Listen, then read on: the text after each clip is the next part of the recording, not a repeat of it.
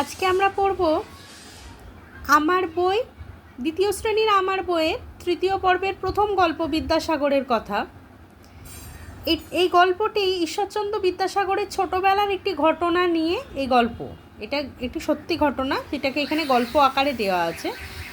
আচ্ছা, আমরা এখানে একটি ছবি দেখতে পাচ্ছি, ছোট্ট বিদ্যাসাগর এবং ওনার বাবা ওনার সঙ্গে রয়েছে এবং মাইল ফলক দেখিয়ে ওনাকে সংখ্যা চেনাচ্ছে। এবার দেখা যাক গল্পে কী আছে। বাবার সঙ্গে হেঁটে কলকাতায় আসছে ছেলেটি।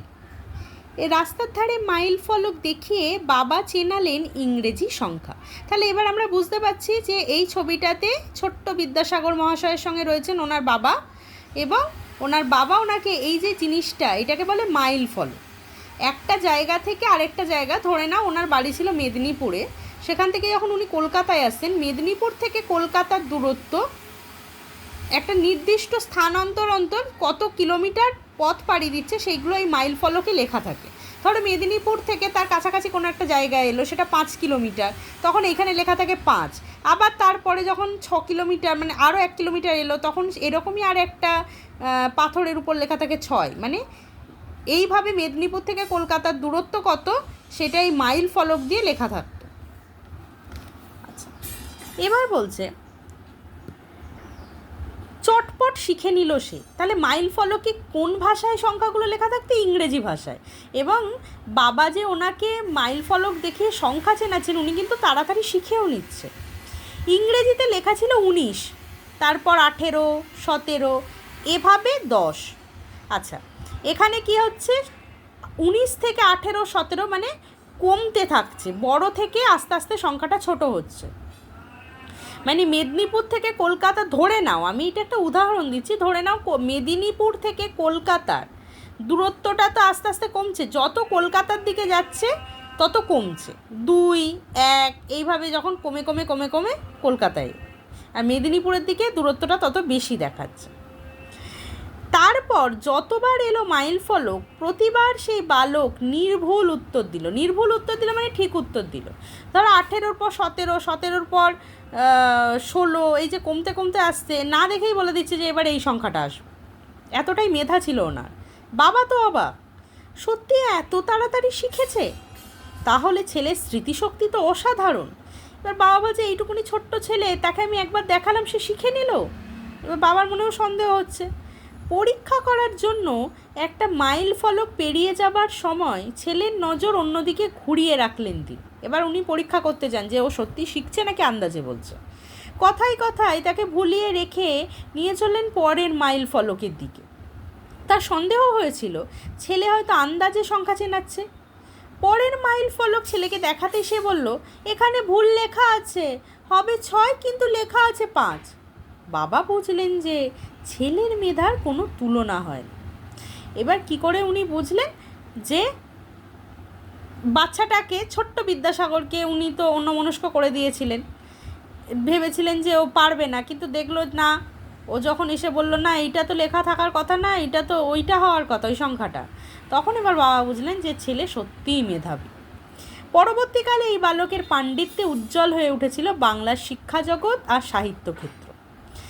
তাঁর অবদান আজও আমরা কৃতজ্ঞ চিত্তে স্মরণ করি।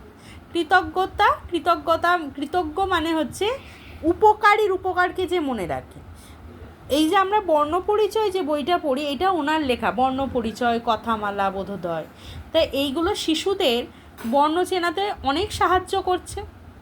তার জন্য শুধু সাহিত্য ক্ষেত্রে উনি প্রচুর গল্পের বই লিখেছেন, প্রচুর বই লিখেছেন।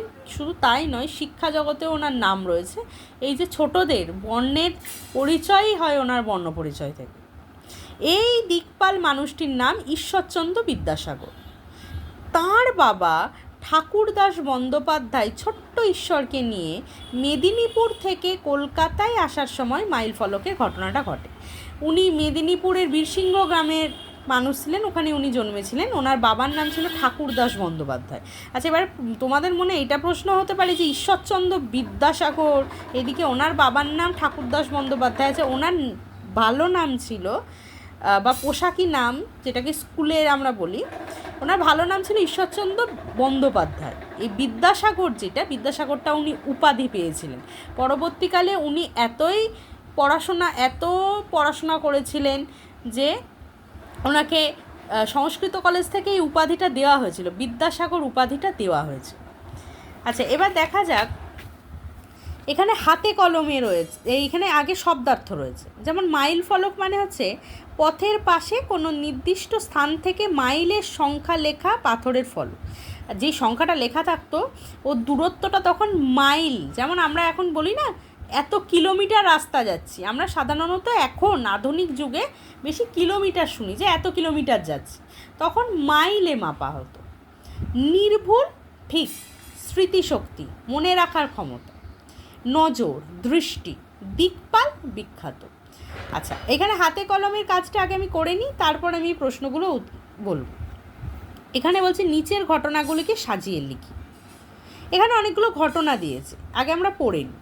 বলছে পরীক্ষা করার জন্য একটা মাইল ফলক পেরিয়ে যাওয়ার সময় ছেলের নজর অন্যদিকে ঘুরিয়ে রাখলেন তিনি। রাস্তার ধারে মাইল ফলক দেখিয়ে বাবা চেনালেন ইংরেজি সংখ্যা। তাঁর সন্দেহ হয়েছিল ছেলে হয়তো আন্দাজে সংখ্যা চেনাচ্ছে। বাবা বুঝলেন যে ছেলের মেধার কোনো তুলনা হয় না। পরের মাইল ফলক ছেলেকে দেখাতেই সে বলল এখানে ভুল লেখা আছে। এবার কোনটা আগে হবে কোনটা পরে হবে এইভাবে করতে হবে। এই জিনিসটা তোমরা খাতায় করতে পারো, আমি এখানে বইয়ে করেছি বলে 1 2 3 4 সংখ্যা দিয়েছি।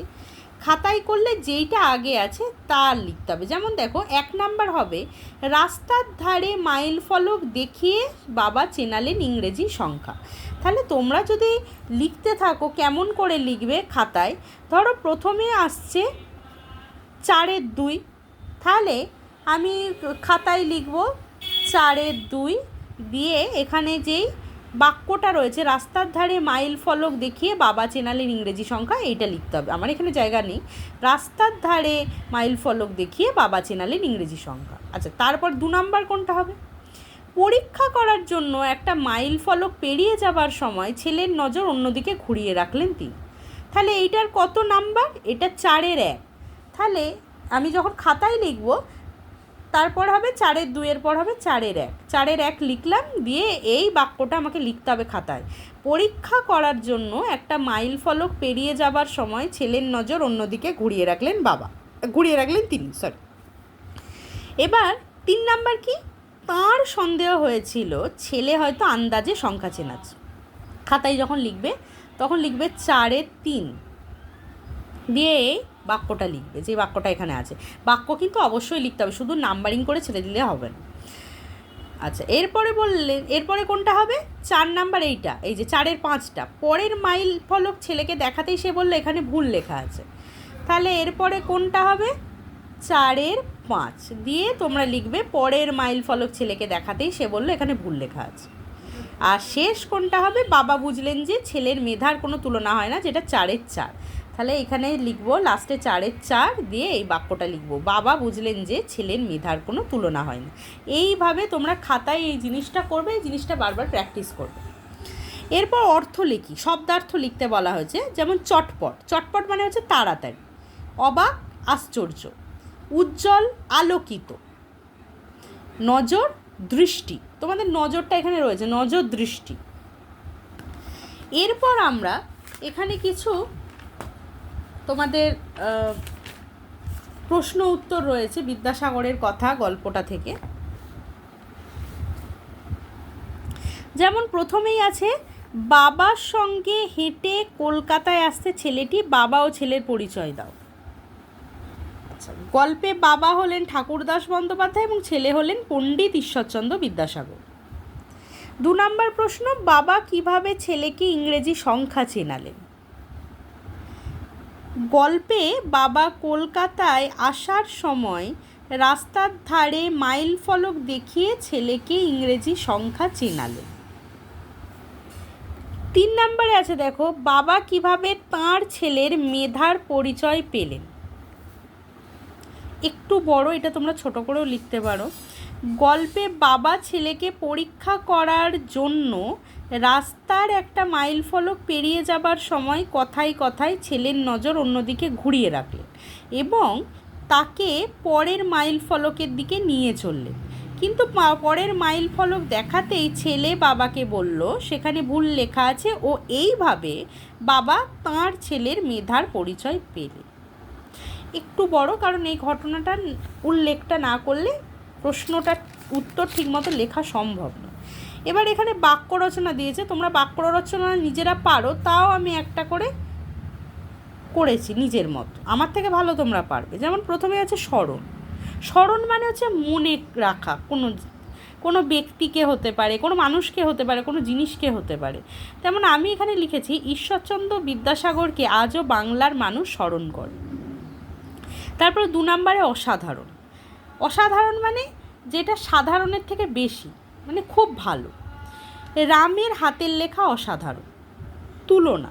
তুলনা মানে দুটোর মধ্যে কম্প্যারিজন করা, যেটা আমরা করি, আমার খেলনাটা ভালো, ওর খেলনাটা ভালো না, এই যে তুলনা করছি দুটো জিনিসের মধ্যে। তাহলে মায়ের হাতের রান্নার কোনো তুলনা হয় না, মানে কারোর সঙ্গেই কোনো তুলনা হয় না, সব থেকে ভালো করে। অবদান। অবদান মানে শিশুদের বাংলা শিক্ষায় বিদ্যাসাগরের অনেক অবদান আছে। অবদান মানে সেই জিনিসটাতে তিনি অনেক কিছু করেছেন। যেমন বিদ্যাসাগর মহাশয় বই লিখেছেন বাচ্চাদের জন্য, যাতে বর্ণ শিখতে পারে, বর্ণ পরিচয়ের মতো, সেই জিনিসটাকে বলছে অবদান। এখানে তোমরা নিজেদের মতো করবে বাক্য রচনাগুলো, আমি এইটা একটা করে দেখিয়েছি। আর আজকের এই পড়ানোটা ভালো লাগলে অবশ্যই লাইক, সাবস্ক্রাইব করবে আর বন্ধুদের মধ্যে শেয়ার করবে। আজকের মতো টাটা।